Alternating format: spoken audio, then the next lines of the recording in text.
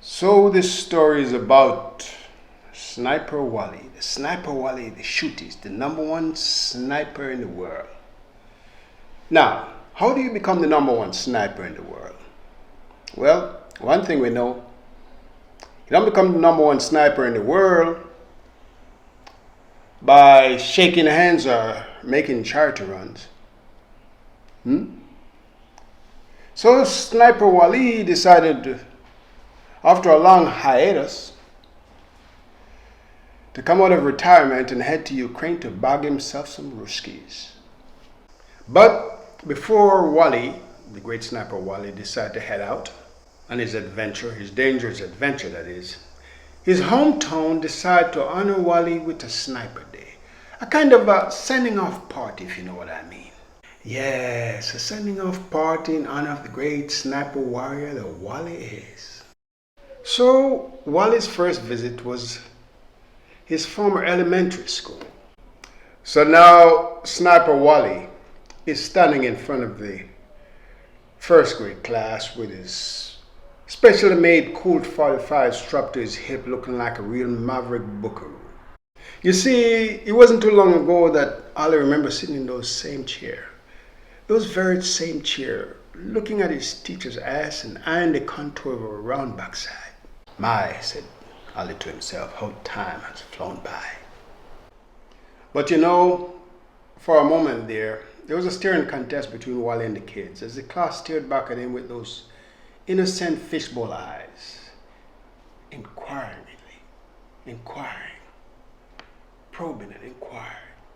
How did you become the number one sniper in the world, Wali?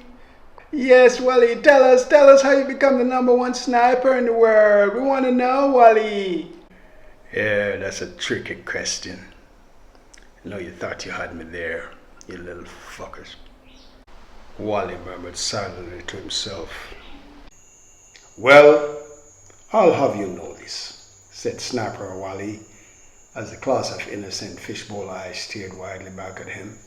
I am the number one sniper in the world, because Wali rhymes with Muhammad Ali, and I can shoot the hair of an ant's backside from 1,000 yards away. Oh, Ali, Wali, Pali. Wali was pacing back and forth while talking, but then stopped suddenly, gripping his Colt 45 as his hip and staring at the class. Who said that? I don't take kindly bitches distorting my name. I'll bitch slap a rugrat in a minute, said the Sniper Wali while gesturing with his hand. And while at the same time, the very sexy first grade teacher, Miss Penelope, stood there motionless, staring at Wali with a lustful smile on her face. Well, it's time for me to bounce, said the great Sniper Wali. But before I go, Ali gestured to the kids while pointing back at himself with his trigger finger. Who is the number one sniper in the world? You're the number one sniper in the world, Wali. You're the greatest, Wali. We love you, Wali. Hurry up and come back, Wali. Bag us a Ruski, Wali. Now, before Wali leave, his next stop was at his local TV station. So, tell us, Mr. Wali, what prompted you to come out of retirement and embark on such a dangerous adventure? What a sexy looking bitch with those red lipsticks, Wali said to himself. Without any hesitation, the great Sniper Wali grabbed hold of his crotch while thrusting his hip forward and said, sometimes you feel like a nut, and sometimes you don't. So now, Ali and his right-hand man arrived in Ukraine. Yeah, his right-hand man, the guy who carried on his shit for him, his gopher. It wasn't too long after arriving in Ukraine that Wali was given his first mission.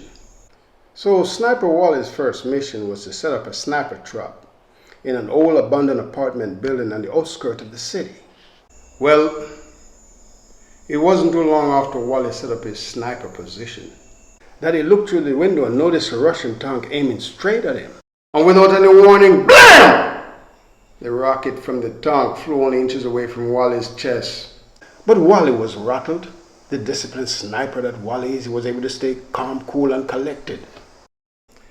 Things were different for his right-hand man, however, who appeared nervous and visibly shaken and was 2 seconds away from shitting himself. Let's get out this fucking place, said Wali. It's obvious that my position has been compromised. So, after Wali almost got butt fucked by the Russian tank, his next mission was out in the field, in the front line, among the grass, behind the trees, where snipers belong, not in some fucking apartment building. Wali was thinking and mumbling to himself. Out here in the wild is a little different. Now I'm going to show these Ruskies what I'm made of, said Wali to his right-hand man as he crawled off into the bushes to bag himself a Ruski. But as Wali crawled further into the bushes, to his surprise, when he looked up, he saw a Russian tank aiming at his position, aiming directly at the foxhole that he shared with his right-hand man and 2 other Ukrainians. Wali tried to warn them, watch out! Bam! Wali's right-hand man escaped, but the same cannot be said for his 2 other Ukrainian buddies whose fate was sealed. You okay? Yeah, man, Ali, this is bullshit, man. These motherfuckers know where we're gonna be. It's like they've been waiting for us, man. Let's get the fuck out of here, man. There's something not right, Wali, man. Fuck this, man. You know, fuck. I think I shitted on myself, man. This is the 2nd time in 1 day, man. So now Wali's back at camp. Wali was in deep thought, thinking to himself, how could this happen? How could this happen to me? How could I get hit twice in 1 day? I'm the greatest sniper in the world. Fuck! So now, Wali decided to take a walk through the town and clear his head. So now as Wali started walking beneath the thinly veiled cloud of the dim moonlight, the night air was filled with the smell of war. As bullets whistled by, rockets flew above. It was a perfect environment. Yes, the night was a perfect setting for Sniper Wali to clear his head. So now, Wali had traveled some distance before he realized when he was in the middle of town, bummed out town, staring down an empty street. Still thinking to himself, and then it hit him.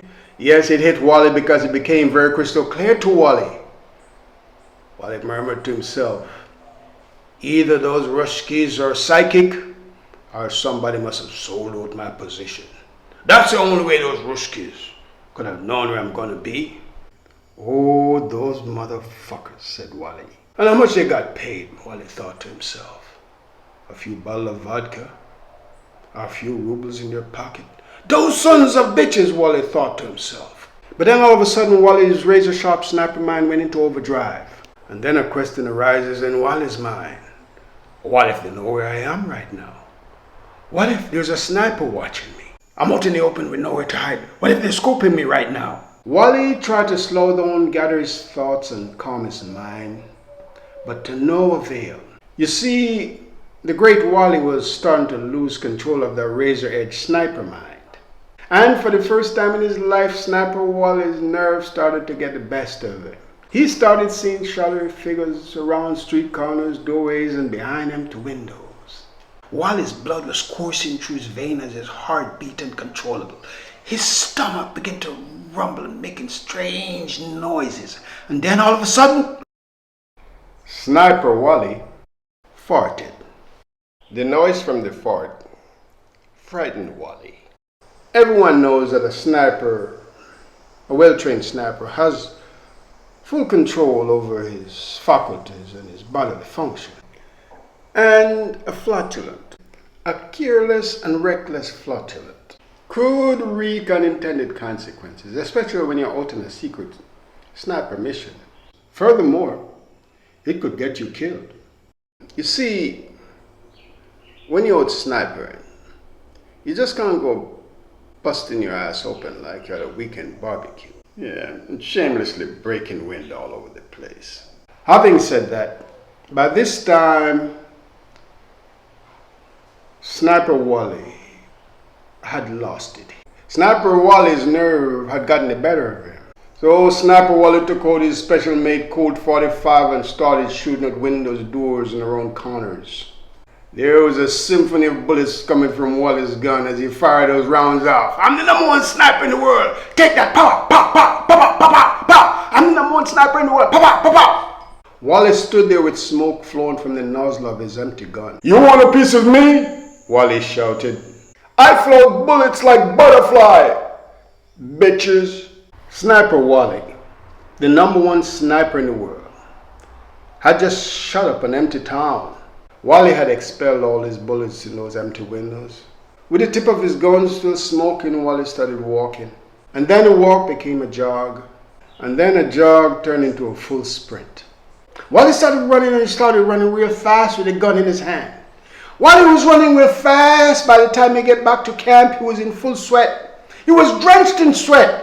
And there was Wali's right-hand man waiting to speak with Wali. Wait, Wali, we were wondering about you, man. We were worried. Where were you? But Wali did not pay his right-hand man any mind. He just kept running. He just kept running, and he ran and running. He ran faster and faster. Wali kept running until he ran across the Polish border. So now Wali is sitting in Poland in a little cafe with his back to the wall. You see, I got to make sure that he's not a clear shot for any sniper. Wali's nerve had gotten the better of him. So Wali was just sitting there with face in hand, thinking to himself, murmuring to himself, those fucking Yukis have sold me out. Those motherfuckers, said Wali to himself. Sniper Wali did not notice the waitress was standing there. What would you like to have, sir? Bring me a scotch on the rocks without ice, said Wali. The waitress stiffened up. Sir, a scotch on the rock without ice? I'm not sure that's possible, sir. Well, just bring me something strong.